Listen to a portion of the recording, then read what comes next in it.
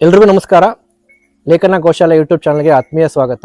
ವೀಕ್ಷಕರೇ, ಮಾರ್ಚ್ 30 ಇವತ್ತು ಭಾಳ ಮಹತ್ವದ ದಿನ ನಮಗೆ. ಇದಕ್ಕೆ ಕಾರಣ ಮಾರ್ಚ್ 30, 2025 ನಮ್ಮ ಲೇಖನ ಗೋಶಾಲೆ ದೇಸಿ ಹಸುಗಳ ದೇವಾಲಯದ ನಿರ್ಮಾಣ ಕಾರ್ಯ ಪ್ರಾರಂಭವಾಗಿ ನಮ್ಮ ಹಳೆಯ ಗೋಶಾಲೆಯಿಂದ ಈ ಹೊಸ ಗೋಶಾಲೆಗೆ ನಮ್ಮ ಗೋಮಾತೆ ನಂದಿರನ್ನ ಕರೆತಂದ ದಿನ ಇವತ್ತು. ಈ ಗೋಶಾಲೆ ನಿರ್ಮಾಣ ಒಂದು ಅದ್ಭುತ.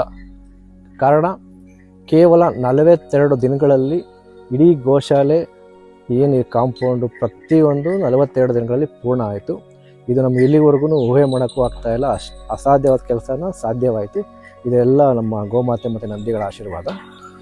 ನಮಗೆ ಈ ಮಾರ್ಚ್ 30 ಒಂದು ಮಹತ್ವದ ದಿನ.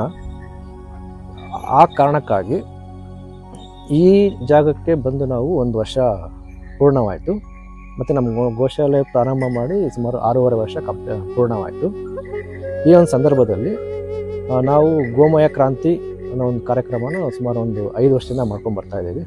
ಈ ಗೋಮಯ ಕ್ರಾಂತಿಯ ಉದ್ದೇಶ ಇಷ್ಟೇ: ನಮ್ಮ ದೇಸಿ ಹಸುಗಳು ಅಂದರೆ ನಂದಿ ಮತ್ತು ಗೋಮಾತೆಯರನ್ನು ಆರೋಗ್ಯಕರವಾಗಿ ಅವ್ರಿಗೆ ಬೇಕಾದಂಥ ಮೇವುಗಳನ್ನ ಕೊಟ್ಟು ಆರೋಗ್ಯಕರವಾಗಿ ಸಾಕಬೇಕು.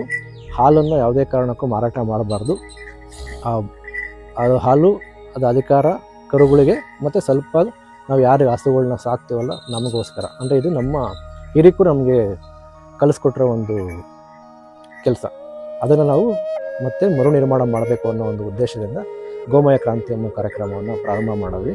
ಇಲ್ಲಿ ಹಸುಗಳು ಏನು ನಮಗೆ ಸಗಣಿ ಮತ್ತು ಗೋಮೂತ್ರವನ್ನು ಕೊಡುತ್ತಲ್ಲ, ಅದನ್ನು ಶೇಖರಣೆ ಮಾಡಿ 80% ಭಾಗವನ್ನು ನಾವು ಕೃಷಿಗಾಗಿ ಮೀಸಲಿಟ್ಟು, ಇನ್ನು 20% ಭಾಗವನ್ನು ಮೌಲ್ಯವರ್ಧಕ ಪದಾರ್ಥಗಳನ್ನು ಒಂದು ಉತ್ಪನ್ನಗಳನ್ನು ಮಾಡಿ, ಅಂದರೆ ಒಂದು ಧೂಪಬತ್ತಿ ಇರ್ಬೋದು, ಏನು ನಾವೀಗ 111 ಹರ್ಬ್ಸ್ನ ಪೌಡ್ರ್ ಮಾಡಿ ಹಾಕ್ತಾಯಿದ್ದೀವಿ, ಆ ಧೂಪಬತ್ತಿ ಮತ್ತು ಸಾಂಬ್ರಾಣಿ ಕಪ್ಪು, ರೇಡಿಯೇಷನ್ ಚಿಪ್ಪು, ಮತ್ತು ಇದು ಗಣಪತಿ ಮೂರ್ತಿಗಳು, ಈ ಥರ ಮೌಲ್ಯವರ್ಧಕ ಪ್ರಾಡಕ್ಟ್ಗಳನ್ನ ಮಾಡಿ ಗೋಶಾಲೆಯನ್ನು ಆತ್ಮನಿರ್ಭರ ಗೋಶಾಲೆಯಾಗಿ ಮಾಡಬೇಕನ್ನೋ ಉದ್ದೇಶದಿಂದ ಈ ಗೋಮಯ ಕ್ರಾಂತಿ ಒಂದು ಕಾರ್ಯಕ್ರಮವನ್ನು ಪ್ರಾರಂಭ ಮಾಡಿದ್ದೀವಿ.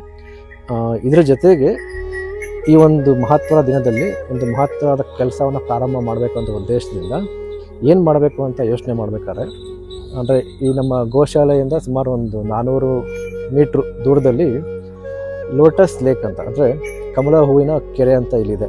ಅದು ಭಾಳ ಹಳೆಯ ಕೆರೆ. ಐ ಥಿಂಕ್ ಯಾರ್ಯಾರು ಗೋಶಾಲೆಗೆ ಬಂದಿದ್ದಾರಲ್ಲ ಪ್ರತಿಯೊಬ್ಬರು ಆ ಕೆರೆನ ನೋಡಿರ್ತೀರ. ಅದು ಎಷ್ಟು ಚೆನ್ನಾಗಿದೆ ಅಂದರೆ ಅಲ್ಲಿ ಸಾವಿರಾರು ಕಮಲದ ಹೂಗಳು ಅರಳಿದ್ದಾವೆ. ಅದು ನೋಡೋದಕ್ಕೆ ಒಂದು ಚೆನ್ನ. ವಿಪರ್ಯಾಸ ಏನಂದರೆ ಆ ಅಕ್ಕಪಕ್ಕ ಜನಗಳು ಎಷ್ಟು ಗಲೀಜು ಮಾಡಿದ್ದಾರೆ ಅಂದರೆ ಪ್ಲಾಸ್ಟಿಕ್ಕು ಎಲ್ಲ ತುಂಬಿ ಅದೊಂಥರ ಗಾರ್ಬೇಜ್ ಮಾಡಿಬಿಟ್ಟಿದ್ದಾರೆ. ಅಂದರೆ ಕೆರೆ ಒಳಗಡೆ ನೋಡಿದ್ರೆ ಅಷ್ಟು ಅಂದವಾಗಿದೆ, ಬಟ್ ಕೆರೆ ಆಚೆಗಡೆ ಸುತ್ತಮುತ್ತ ಗಾರ್ಬೇಜ್ ಎಲ್ಲ ಹಾಕಿ ಭಾಳ ಕೆಟ್ಟದಾಗಿ ಅಂದರೆ ಮಾಡಿದ್ದಾರೆ. ಕ್ಲೀನ್ನೆಸ್ ಇಲ್ಲ. ಏನೇನು ಗಲೀಜಿರುತ್ತೋ ಬಂದು ಎಲ್ಲ ಡಂಪ್ ಮಾಡ್ತಾರೆ. ಈ ಒಂದು ನೋಡಿ ನಮ್ಗೆ ಬೇಜಾರಾಗಿ ಸುಮಾರು ಜನ ಬರ್ತಾರೆ, ಫೋಟೋ ತಗೊತಾರೆ, ಹೋಗ್ತಾರೆ. ಬಟ್ ಅದನ್ನು ಕ್ಲೀನ್ ಮಾಡೋದಕ್ಕೆ ಯಾರನ್ನು ಮುಂದೆ ಬರ್ತಾಯಿಲ್ಲ. ಈಗ ಕ್ಲೀನ್ ಮಾಡಿದ್ರು ಮತ್ತೆ ಅದೇ ಕಾರ್ಯ ಹಂಗೆ ಮತ್ತೆ ಅದನ್ನು ಗಾರ್ಬೇಜ್ನ ತಂದು ಎಲ್ಲ ಡಂಪ್ ಮಾಡಿ ಹೋಗ್ತಾರೆ. ಅದಕ್ಕೋಸ್ಕರ ಈ ಮಾರ್ಚ್ 30 ನಮಗೊಂದು ಮಹತ್ತರ ದಿನ ಆಗೋದ್ರಿಂದ ಈ ಒಂದು ದಿನದಲ್ಲಿ ಒಂದು ದೊಡ್ಡ ಇನಿಷಿಯೇಟಿವ್ ತೊಗೊಬೇಕು ಅಂತ ನಮ್ಮ ಗೋಶಾಲೆಯಿಂದ ನಾವೊಂದು ಇನಿಷಿಯೇಟಿವ್ನ ತೊಗೊಂಡಿದ್ದೀವಿ. ಅದೇನೆಂದರೆ, ಆ ಲೋಟಸ್ ಕೆರೆಯನ್ನು ನಾವು ವರ್ಷ ಪೂರ್ತಿ ಪ್ರತಿಯೊಂದು ದಿನಾನೂ ಸುಂದರವಾಗಿರೋದಕ್ಕೆ ಪ್ರಯತ್ನ ಪಟ್ಟು ಆ ಸುತ್ತಮುತ್ತ ಇರೋ ಗಲೀಜನ್ನು ತೆಗೆದು ಯಾರು ಗಲೀಜು ಆಗ್ದಂಗೆ ನೋಡ್ಕೊಳ್ಳೋದು ನಮ್ಮ ಜವಾಬ್ದಾರಿ. ಅದು ಯಾವ ರೀತಿ ಮಾಡ್ಬೋದು ಅಂದರೆ, ಒಂದ್ಸಲ ನಾವು ಈಗ ಒಂದು ಕರೆ ಕೊಡ್ತೀವಿ, ಪ್ರತಿಯೊಬ್ಬರು ವಿಡಿಯೋ ನೋಡ್ತಾರೆ, ಬರ್ತಾರೆ, ಒಂದು ಸಂಡೇ ಎಲ್ಲ ಕ್ಲೀನ್ ಮಾಡ್ತಾರೆ, ಫೋಟೋ ತೆಕ್ಕಂತ ಸ್ಟೇಟಸ್ ಹಾಕ್ತಾರೆ, ಮುಗ್ದೋಗುತ್ತೆ. ಮಾರನೇ ದಿನ ಮತ್ತೆ ಅದೇ ಪುನಃ ಅಂದರೆ ಮತ್ತೆ ಅದೇ ಗಾರ್ಬೇಜ್ನ ತಂದು ಹಾಕ್ತಾರೆ, ಹೋಗ್ತಾರೆ. ಅದಕ್ಕೆ ನಾವೇನು ಪ್ಲಾನ್ ಮಾಡಿದ್ದೀವಿ ಅಂದರೆ, ಅಲ್ಲಿ ಈ ಲೋಕಲ್ ಅಥಾರಿಟಿಗಳು ಅಂದರೆ ಗ್ರಾಮ ಪಂಚಾಯತಿ ಮತ್ತು ಪೊಲಿಟಿಷಿಯನ್ಗೆಲ್ಲ ಅವ್ರನ್ನ ಮಾತಾಡಿ ಅವ್ರ ಹತ್ರ ಒಂದು ಸಲಹೆ ತೊಗೊಂಡು ಅಲ್ಲೊಂದು ಅಂದರೆ ಯಾರು ಕಸ ಹಾಕ್ತಾರಲ್ಲ ಅವರಿಗೆ ಒಂದು ದಂಡ ರೂಪವನ್ನು ವಿಧಿಸಬೇಕು. ಮತ್ತು ಮೊದಲನೇ ಸಲ, 2ನೇ ಸಲ ಮತ್ತೆ ರಿಪೀಟ್ ಆದಾಗ ಅದನ್ನು ಅವ್ರಿಗೇನು ಬೇರೆ ಕಾನೂನು ಪ್ರಕಾರ ಏನು ಶಿಕ್ಷೆ ಇದೆ ಅದನ್ನು ಕೊಡಬೇಕು. ಅದನ್ನು ಯಾವ ರೀತಿ ಮಾನಿಟ್ರ್ ಮಾಡ್ಬೋದು ಅಂದರೆ, ನಿಮ್ಗೆಲ್ಲರೂ ಗೊತ್ತಿರಬೇಕು, ಈಗ ನಾವೆಲ್ಲರೂ ಮಾತಾಡ್ತೀವಿ ಅಂದರೆ ಆರ್ಟಿಫಿಷಿಯಲ್ ಇಂಟೆಲಿಜೆನ್ಸಿ ಅಂತ ಏನು ಹೇಳ್ತೀವಿ. ಅಂದರೆ ಮನುಷ್ಯನಿಗೆ ನ್ಯಾಚುರಲ್ ಇಂಟೆಲಿಜೆನ್ಸಿ ಇದೆ, ಬಟ್ ಅದು ನ್ಯಾಚುರಲ್ ಈಗ ಮಾಯ ಆಗಿಬಿಟ್ಟು ಆರ್ಟಿಫಿಷಿಯಲ್ ಬಂದಿದೆ. ಅಂದರೆ ನಾವು ಪೂರ್ಣ ಪ್ರಮಾಣದಲ್ಲಿ ಆರ್ಟಿಫಿಷಿಯಲ್ ಇಂಟೆಲಿಜೆನ್ಸ್ನ ಉಪಯೋಗ ಮಾಡೋ ಕಾಲ ಬಂದಿದೆ. ಇದನ್ನು ನಾವು ಈ ಲೋಟಸ್ ಲೇಕ್ ಕೆರೆನ ಅಂದರೆ ಕ್ಲೀನ್ನೆಸ್ ಮೇಂಟೈನ್ ಮಾಡೋದಕ್ಕೆ ಉಪಯೋಗ ಮಾಡ್ಕೊಳ್ಳೋ ಒಂದು ಸಣ್ಣ ಪ್ರಯತ್ನ ಮಾಡ್ತಾಯಿದ್ದೀವಿ. ಯಾವ ರೀತಿ ಅಂದರೆ, ಕೆಲವೊಂದು ಕ್ಯಾಮ್ರಾಗಳನ್ನ ಇನ್ಸ್ಟಾಲ್ ಮಾಡಿ ಯಾರು ಅಲ್ಲಿ ಕಸ ಹಾಕ್ತಾರಲ್ಲ ಅದು ಹಾಕಿದ ತಕ್ಷಣವೇ ಒಂದು ಅಲರ್ಟು ನಮ್ಮ ಅಂದರೆ ಸದಸ್ಯರಿಗೆ ಯಾರಿಗಾನ ಅಲರ್ಟ್ ಬರಬೇಕು. ಅವಾಗ ನಾವು ಇಮಿಡಿಯೇಟಾಗಿ ಹೋಗಿ ಅದನ್ನು ನಾವು ಅವ್ರನ್ನ ಮೊದಲನೇ ಸಲ ಅಂದರೆ ಒಳ್ಳೆ ರೀತಿಯಲ್ಲಿ ಅರ್ಥ ಮಾಡಿಸ್ಬೇಕು, ಅಲ್ಲಿ ಹಾಕ್ಬೇಡಿ ಅಂತ. ಮತ್ತು ಸೆಕೆಂಡ್ ಸ್ಟೆಪ್ಪು ದಂಡ ರೂಪದಲ್ಲಿ, ಮೂರನೇ ಸ್ಟೆಪ್ಪು ಕಾನೂನು ರೀತಿಯಲ್ಲಿ ಏನದು ಜೈಲು ಶಿಕ್ಷೆ ಇದೆಯೋ ಅದನ್ನು ಮಾಡೋಕ್ಕೆ ಪ್ರಯತ್ನ ಪಡಬೇಕಂತ ಅಂದ್ಕೊಂಡಿದ್ದೀವಿ.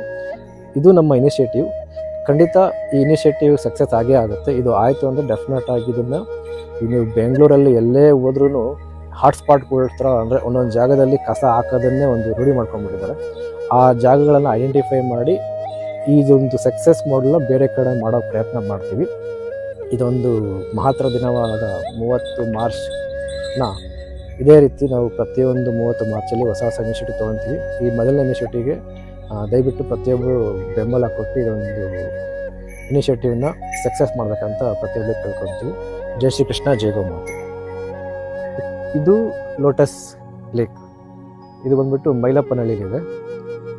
ನಾನು ನಿಮಗೆ ಪ್ರತಿಯೊಂದು ಆ್ಯಂಗಲಲ್ಲೂ ಈ ಕೆರೆನ ತೋರಿಸ್ತೀನಿ. ಕೆರೆ ಒಳಗಡೆ ಸಾವಿರಾರು ಕಮಲದ ಹೂಗಳು ಎಷ್ಟು ಚೆನ್ನಾಗಿ ಅರಳಿದೆ, ಅದು ನೋಡೋದಕ್ಕೆ ಚೆಂದ. ಮತ್ತು ಇಲ್ಲಿ ನೀವು ಸುತ್ತಮುತ್ತ ತೋರಿಸ್ತೀನಿ, ಇಲ್ಲಿ ಯಾವುದೇ ಒಂದು ಡ್ರೈನೇಜು ಇಲ್ಲ ಯಾವುದೇ ಒಂದು ಕೆಟ್ಟ ನೀರು ಇಲ್ಲಿ ಬರಲ್ಲ. ಇದು ಯಾವ ರೀತಿ ಇದೆ ಅಂದರೆ ಸುತ್ತಲೂ ಬೆಟ್ಟ ಗುಡ್ಡ ಇದ್ದಾವೆ. ಇಲ್ಲಿ ಜರಕಾಬಂಡಿ ಫಾರೆಸ್ಟ್ ಅಂತ ಇದೆ, ಮತ್ತು ಇಲ್ಲಿ ಈ ಕಡೆನೂ ಫಾರೆಸ್ಟ್ ಇದೆ. ಇಲ್ಲಿ ಒಂದು ಗೋಶಾಲೆ ಇದೆ, ವೇಣುಗೋಪಾಲ ಸ್ವಾಮಿ ಗೋಶಾಲೆ ಅಂತ. ಸ್ವಲ್ಪ ಮುಂದೆ ನಮ್ಮದು ಲೇಖನ ಗೋಶಾಲೆ ಇದೆ. ಅಂದರೆ ಇದೊಂಥರ ಪಾಸಿಟಿವ್ ವೈಬ್ಸ್ ಇರೋ ಜಾಗ. ಎಷ್ಟು ಚೆನ್ನಾಗಿದೆ ಕೆರೆ. ಏನೊಂದು ದುರಂತ ಅಂದರೆ ಕೆರೆ ಸುತ್ತಮುತ್ತ ಎಷ್ಟು ಗಲೀಜಾಗಿದೆ ಅಂತ ನಾನು ತೋರಿಸ್ತೀನಿ. ಇದನ್ನು ಖಂಡಿತವಾಗಿ ಈ ವಿಡಿಯೋ ನೀವು ಎಲ್ಲರೂ ರೆಕಾರ್ಡ್ ಮಾಡಿಕೊಂಡು ಸೇವ್ ಮಾಡಿ ಇಟ್ಕೊಳ್ಳಿ. ಸ್ವಲ್ಪ ದಿವಸದಲ್ಲೇ ಇದನ್ನು ನಾವು ಸ್ವರ್ಗ ರೀತಿ ಕ್ಲೀನ್ ಮಾಡ್ತೀವಿ. ಮತ್ತು ಇದನ್ನು ನಾವು ಆ ಕ್ಲೀನ್ನೆಸ್ನ ಹಂಗೆ ಮೇಂಟೈನ್ ಮಾಡೋ ಹೋಗ್ತೀವಿ. ಇದಕ್ಕೆ ಪ್ರತಿಯೊಬ್ಬರ ಬೆಂಬಲ ಬೇಕು. ಅದೇ ನಾನು ಏನು ಅಂದ್ಕೊಂಡಿದ್ದೀನಿ ಅಂದರೆ ಇಲ್ಲೊಂದು 4 ಸೋಲಾರ್ ಕ್ಯಾಮ್ರಾ ಹಾಕಿ ಕ್ಲೀನ್ ಮಾಡಾದ್ಮೇಲೆ ಯಾರು ಇದಕ್ಕೆ ಡಂಪ್ ಗಲೀಜನ್ನ ತಂದು ಹಾಕ್ತಾರಲ್ಲ ಅವಾಗ ಇಮಿಡಿಯೇಟ್ ಅದರಲ್ಲಿ ಕ್ಯಾಪ್ಚರ್ ಆಗಿರುತ್ತೆ. ಅವರನ್ನು ಐಡೆಂಟಿಫೈ ಮಾಡಿ ಮೊದಲು ಗಾಂಧಿಗಿರಿ ಅವ್ರಿಗೊಂದು ರೋಸ್ ಕೊಟ್ಟು ಒಳ್ಳೆ ರೀತಿಯಲ್ಲಿ ಇದು ಮಾಡಬಾರ್ದು, ಕೆಟ್ಟ ಕೆಲಸ ಅಂತ ಹೇಳೋಣ. ಅದಾಗಿಲ್ಲ ಮತ್ತೆ ರಿಪೀಟ್ ಮಾಡಿದಾಗ ಕಾನೂನು ಪ್ರಕಾರ ಏನು ಕ್ರಮ ಇದೆ ಅದನ್ನು ಈ ಲೋಕಲ್ ಅಥಾರಿಟಿ, ಗ್ರಾಮ ಪಂಚಾಯತಿ ಇರ್ಬೋದು, ಪೊಲೀಸ್ ಇರ್ಬೋದು, ಅವ್ರ ಸಹಾಯ ತೊಗೊಂಡು ನಾವು ಮುಂದುವರಿಯೋಣ. ಮತ್ತೊಮ್ಮೆ ಪ್ರತಿಯೊಬ್ಬರಿಗೂ ನಾನು ಬೇಡ್ಕೊತಾ ಇದ್ದೀನಿ, ಈ ಒಂದು ಇನಿಷಿಯೇಟಿವ್ಗೆ ಪ್ರತಿಯೊಬ್ಬರು ಸಪೋರ್ಟ್ ಮಾಡಿ ಈ ಒಂದು ವಿಡಿಯೋನ ಆದಷ್ಟು ಹೆಚ್ಚಿನ ಜನಗಳನ್ನ ಶೇರ್ ಮಾಡಿ. ಧನ್ಯವಾದ. ಇವಾಗ ನಾನು ನಿಮಗೆ ಸುತ್ತಮುತ್ತ ತೋರಿಸ್ತೀನಿ ಬನ್ನಿ. ಏನೋ ಲೋಟಸ್ ಲೇಕ್, ಕಮಲಾ ಹೂವಿನ ಕೆರೆ. ಇದು ಬಂದ್ಬಿಟ್ಟು ಮೈಲಪ್ಪನಹಳ್ಳಿ ಇದೆ. ಜರಕಾಬಂಡಿ ಫಾರೆಸ್ಟ್, ಆಕ್ಸಿಜನ್ ಪಾರ್ಕ್ ಭಾಳ ಹತ್ರ ಇಲ್ಲಿಂದ. ನೋಡಿ ಸೌಂದರ್ಯವನ್ನು ಎಷ್ಟು ಚೆನ್ನಾಗಿದೆ, ನೇಚರ್ ಬ್ಯೂಟಿ ನೀವು ನೋಡ್ಬೋದು. ಸಾವಿರಾರು ಕಮಲದ ಹೂಗಳಿದ್ದಾವೆ ಇಲ್ಲಿ, ಎಷ್ಟು ಚೆನ್ನಾಗಿದೆ ನೋಡಿ. ಇದು ನಾನೇನು ನಿಮಗೆ ತೋರಿಸ್ತಾ ಇದ್ದೀನಿ ವಿಡಿಯೋ ಕ್ಲಿಪ್ಸು. ಇದು ಬಂದ್ಬಿಟ್ಟು ಕೆರೆ ಒಳಗೆ ಭಾಗ, ಒಳಗೆ ಎಷ್ಟು ಚೆನ್ನಾಗಿದೆ ನೋಡಿ. ನೋಡ್ತಾ ಇರ್ಬೋದು ಎಲ್ಲ ಇದು ಕಮಲದ ಹೂಗಳು. ಈ ಜಾಗಕ್ಕೆ ಬಂದರೆ ನೋಡ್ತಾನೆ ಇರಬೇಕನ್ಸುತ್ತೆ, ಅಷ್ಟು ಚೆನ್ನಾಗಿದೆ. ನೀವು ಇಲ್ಲಿವರೆಗೂ ಸೌಂದರ್ಯ ನೋಡಿದ್ರಿ. ಈಗ ಅದರ ಆಪೋಸಿಟ್ ಅಂದರೆ ಏನು ನಾವು ದುರಂತ ಗಲೀಜು ಅಂತ ಹೇಳ್ತೀವಲ್ಲ ಅದನ್ನು ತೋರಿಸ್ತೀನಿ ಬನ್ನಿ. ಕೆರೆ ಒಳಗಡೆ ಎಷ್ಟು ಗಲೀಜನ್ನ ಹಾಕಿದ್ದಾರೆ ನೋಡಿ. ಇದು ಕೆರೆ ಒಳಗೆ. ಹಾಗೆ ಕೆರೆ ದಡಭಾಗದಲ್ಲಿ ನೋಡಿ ಎಷ್ಟು ಚೆನ್ನಾಗಿ ಎಲ್ಲ ಗಾರ್ಬೇಜ್ನೆಲ್ಲ ಹಾಕಿದ್ದಾರೆ.